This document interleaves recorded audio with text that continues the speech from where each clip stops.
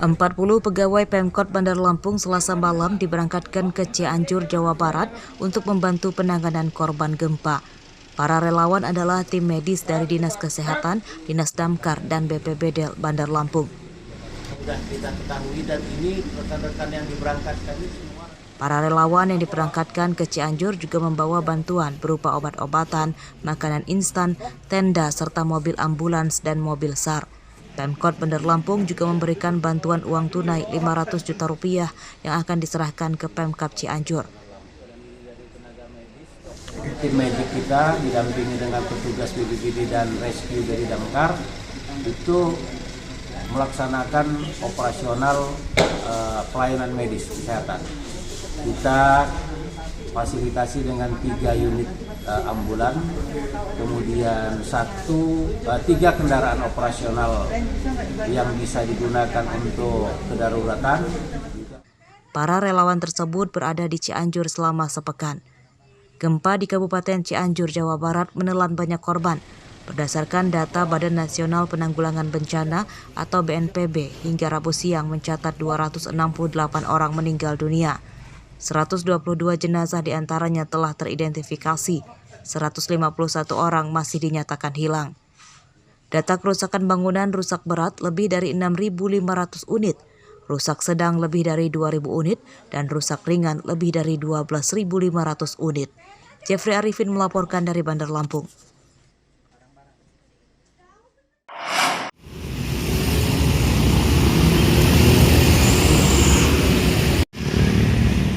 Jalan ambles di Jalan Zainal Abidin Pagar Alam Kedaton Bandar Lampung Rabu siang mulai diperbaiki.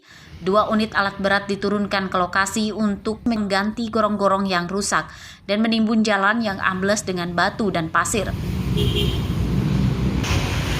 Arus lalu lintas padat karena ini adalah salah satu jalan utama di Bandar Lampung. Jalan ambles menyebabkan kemacetan arus lalu lintas yang parah, khususnya pada pagi dan sore. Jalan kian sempit karena di lokasi perbaikan dipasang pagar supaya tidak mengganggu aktivitas pekerja dan alat berat.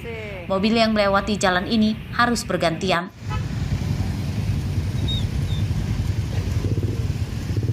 Tak hanya pengendara, para pedagang di sekitar jalan yang ambles terkena imbasnya. Pendapatan mereka menurun drastis dan berharap perbaikan dipercepat supaya arus lalu lintas kembali normal. Untuk jalan ininya sebenarnya kecil sih ya, di awal ya, tapi pas pembongkarannya ya lebar. Tapi kalau untuk di jalan lintasnya dampaknya ya macet banget. Ganggu lalu lintas ya? Ganggu lalu lintas, ganggu ekonomi juga sih. Kita juga jadi susah.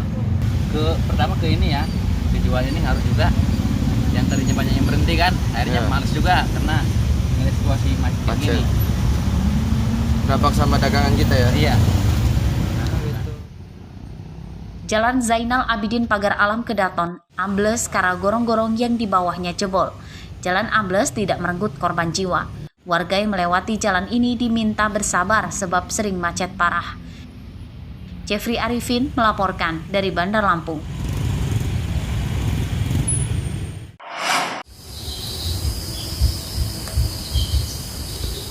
Petani cabai di Tulang Bawang terancam gagal panen.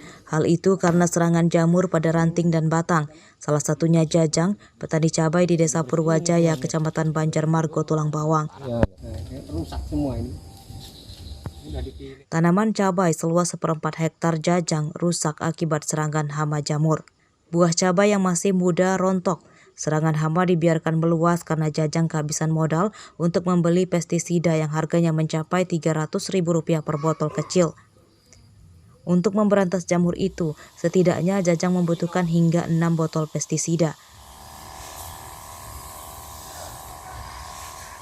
Menurut Jajang, menanam cabai saat ini membutuhkan modal besar. Ini karena harga obat-obatan dan pupuk melambung tinggi.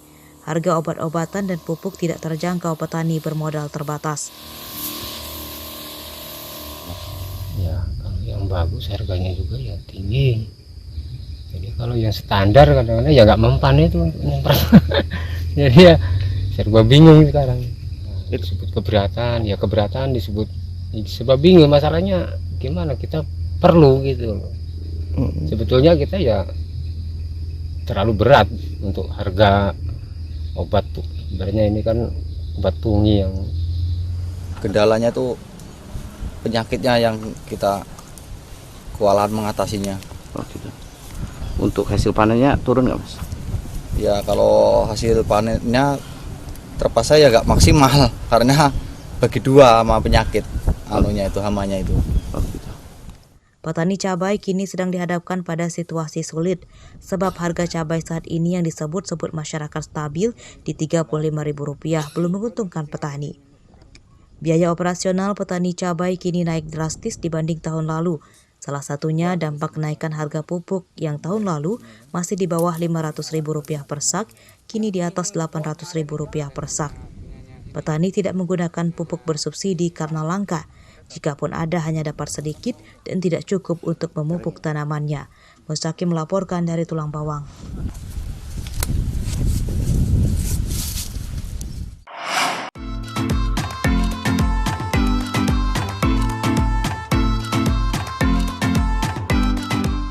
Menikmati durian sambil menikmati suasana alam yang asri, pasti sangat menyenangkan sekali ya.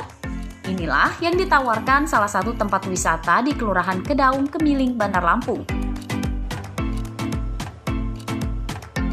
Di tempat wisata ini dapat ditempuh sekitar setengah jam perjalanan dari pusat kota Bandar Lampung dengan mengendarai motor atau mobil.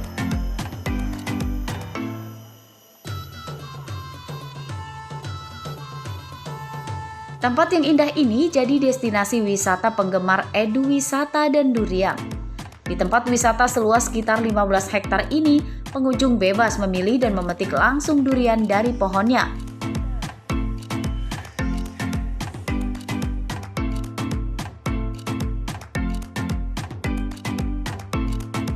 Harga durian cukup terjangkau, mulai dari Rp50.000 hingga Rp80.000 per buah. Jenisnya pun beragam, ada durian montong, sitopong, musangking, hingga durian mochi. Enak, manis banget.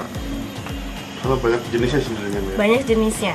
Untuk jenis duriannya itu yang paling bagus tuh lokal dia. Wisata anak-anak bisa main berkuda, panahan, ada camp brownie juga dan areal glamping. Sangat recommended untuk wisata berkeluarga. Selain durian, pengelola juga menyediakan tempat berfoto dengan lokasi menarik dan indah. Ada juga fasilitas penginapan dan penyewaan kuda dengan tarif Rp20.000 sekali putaran atau Rp150.000 per jam. Sebagainya orang jadi sering datang itu hanya untuk foto-foto gitu.